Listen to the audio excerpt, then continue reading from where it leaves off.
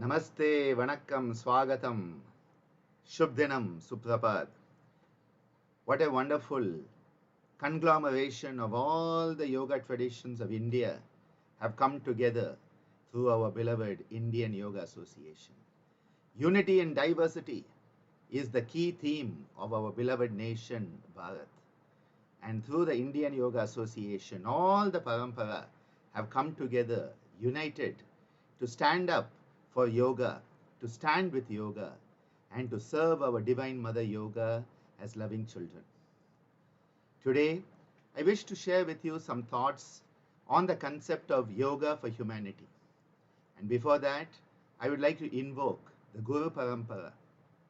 Yoga is a living tradition, and when we are connected with the Parampara, the grand masters who have come before us, those teachings can become part and parcel of each and every moment of our life, each and every breath in our life.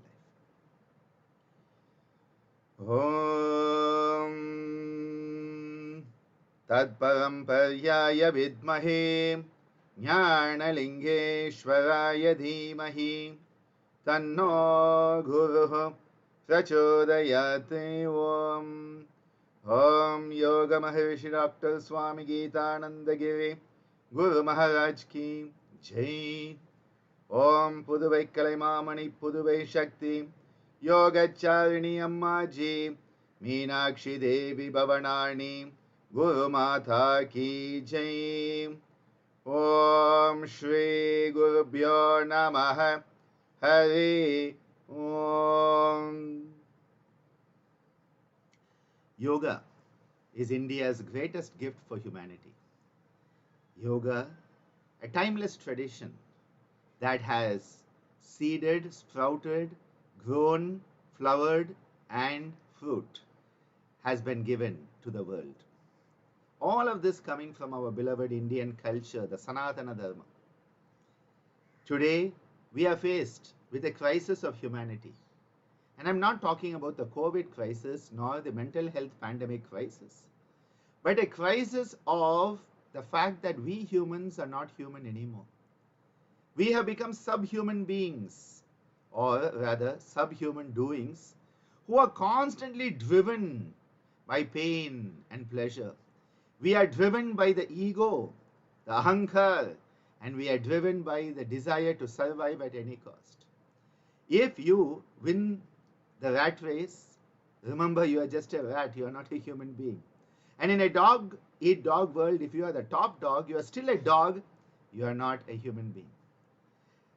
Thousands of years ago, Plato described his teacher Socrates as having defined the human being, even though in those days, as a featherless biped, standing on two legs without feathers.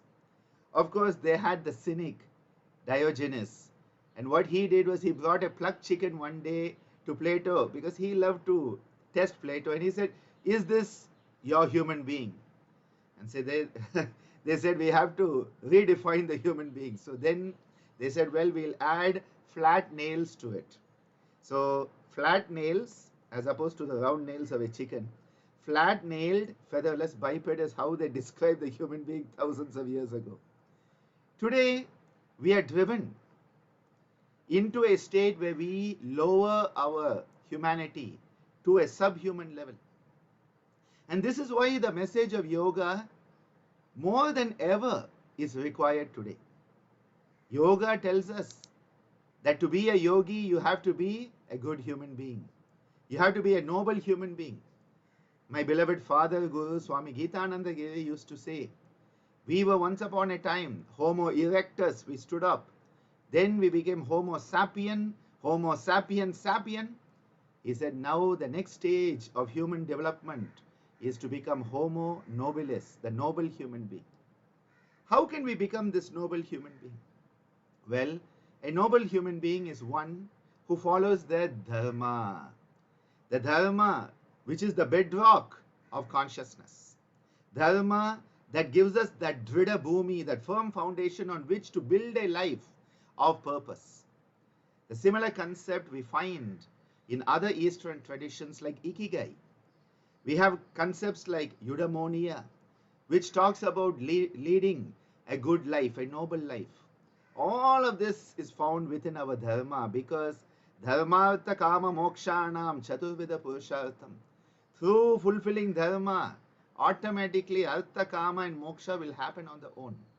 The great Thiruvalluvar, our South Indian mystic, he gives us aram, porul, inbam, which are the equivalent of dharma, artha, kama.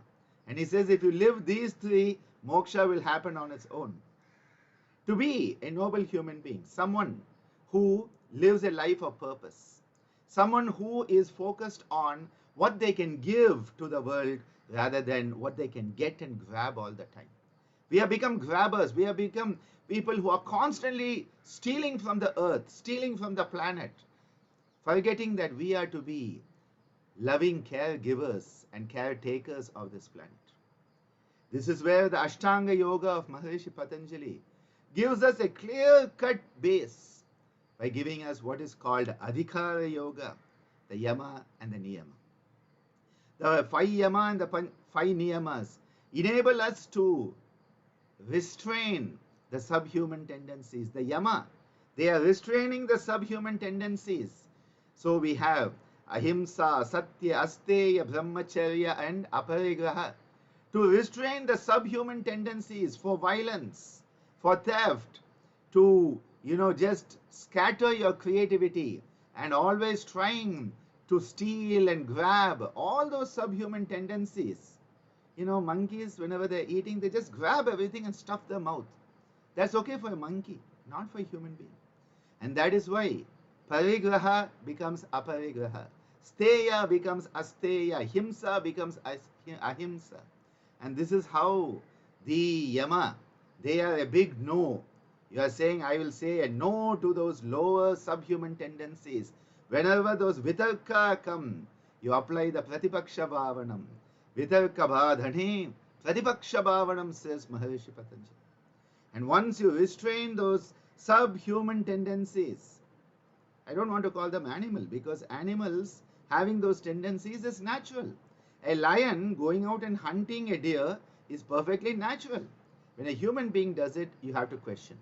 When we hunt each other, you have to question. When we steal from each other, you have to question. A monkey stealing from a house is not wrong, because that is the nature of the monkey. But what is our nature?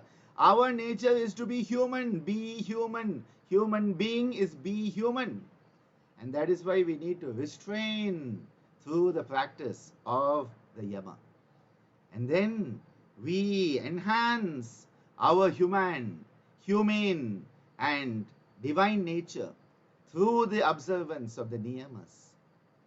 Saucha Santosha Tapaswadhyaya Ishvara Pranidhana, enabling us to manifest what it is to be a human being, a pure-hearted human being, a human being who has contentment, a human being who can do what they need to do with a discipline, even in tough times. When the times are tough, the tough become tougher and they break through it. They shatter the tamasika obstacles, just like Lord Ganesha, removing all the vigna. Similarly, we become Vigneshwara. We remove all the obstacles through the tapa and questioning ourselves, trying to understand who am I, why am I here, what is the purpose of manifesting on this planet through Swadhyaya. And then after you have done your best, leaving the rest, giving over to the higher, understanding that higher perspective of the universal nature through Ishvara Pranidhana. No wonder the Kriya Yoga of Maharishi Patanjali, Tapas Swadhyaya Ishvara Pranidhanani Kriya Yoga, enables us Klesha Tanukarana, to attenuate the kleshas, which are the real cause behind all our suffering. Avidya, Asmita, Raga, Dvesha, Abhinivesha, Klesha, and Tasya Hetu Avidya. That is the root of all the suffering. And to eradicate them and attain that sense of samadhi, oneness with the highest, well, samadhi bhavanartha klesha tanukaranarthascha. That is why you have the Kriya Yoga built into the Niyama. And this is why when we live the Yama Niyama, within the Niyama, the Kriya Yoga, we are restraining the subhuman tendencies, enhancing the human and humane tendencies, and then through the other angas of asana, pranayama, pratyahara, dharana, dhyana, samadhi, we are growing into our divine nature. All life is yoga, said Aurobindo. And yoga is a way of life, a way of conscious evolution, said Swami Geetananda Giri. And as Ammaji reminds us, do your best, leave the rest. Because that is the way that we can constantly evolve as a human being. We are born human not by accident.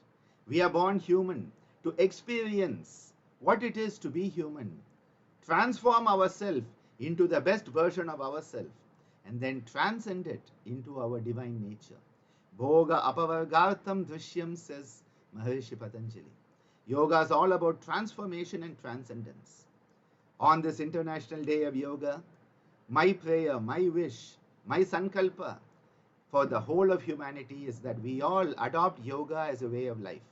It becomes a 24-hour sadhana where we are constantly in the process of Atma Vichara, self-questioning, self-inquiry, reflective self-learning as we grow and we glow with the grace of our Divine Mother Yoga. May we always be worthy children of our Divine Mother Yoga. Namaste, Dhanyavadaha, Nandri, Vanakkam. Thank you so much.